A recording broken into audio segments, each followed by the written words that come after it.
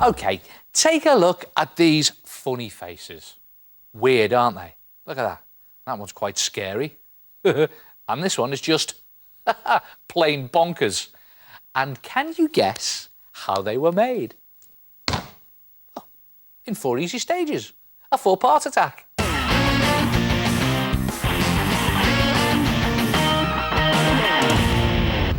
For the first part, you need to make some dough.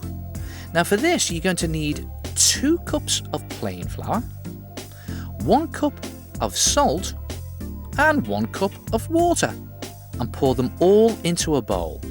Then, the messy bit. Using your hands, knead the mixture together.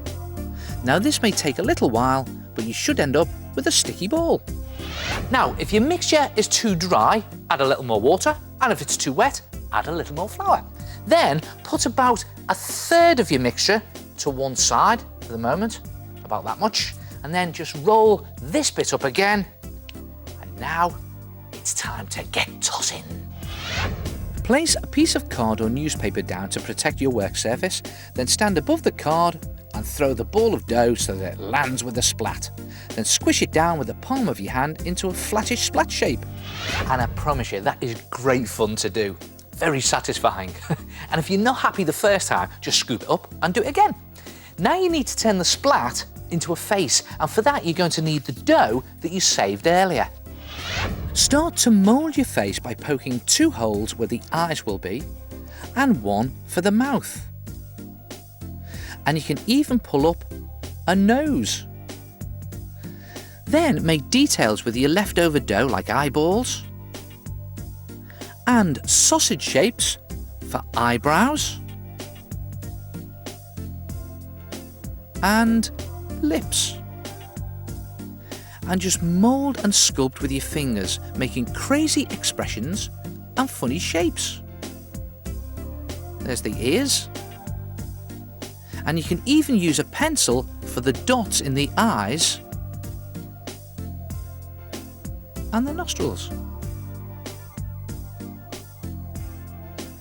And then you can pull it, twist it, squeeze it and tweak it into any expression you want. And when you're happy with your funny face, you need to dry it. Now, you're going to need to get some help with this because the best way to dry it is to bake it in the oven at a very low heat. Gas mark 1 or 50 degrees centigrade for a few hours until it's gone hard. So look, do me a favour. Make sure you get permission, or better still, do what I always do. Get someone else to do it for you. Then, after you've left it to cool for a bit, it'll be rock hard, like this, and now you can paint it however you like. Let's make it silly. How's about blue for the face?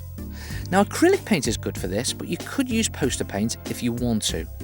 But you don't have to be realistic with your colours, as it all adds to the crazy effect. How about metallic red for the lips? And silver for the eyes and eyebrows. And when you've painted the whole thing and it's dry, give it a coat of PVA glue. Just slop it on all over, making sure you get into all of those nooks and crannies. Now, don't worry, because when the PVA glue is dry, it goes clear and not only gives your face a shiny, varnished effect, it really strengthens it as well. And you can do all sorts of faces this way. How's about this? Look at that. That's a real grumpy old man. And the way I did this was I just pulled all the features down with my fingers. Look at that. Scary, isn't he? And look at this one. I really like this one. This reminds me of my old art teacher. I just tweaked his beard and made some rolls for his eyebrows. Look at that. You'll never make an artist, Buchanan. And how about this? This is sort of a pixie effect. I just pull the ears right out on that one and tweaked his nose as well. Fantastic, eh? Great fun to do as well. Try it yourself. Splat some dough and make dough splat faces.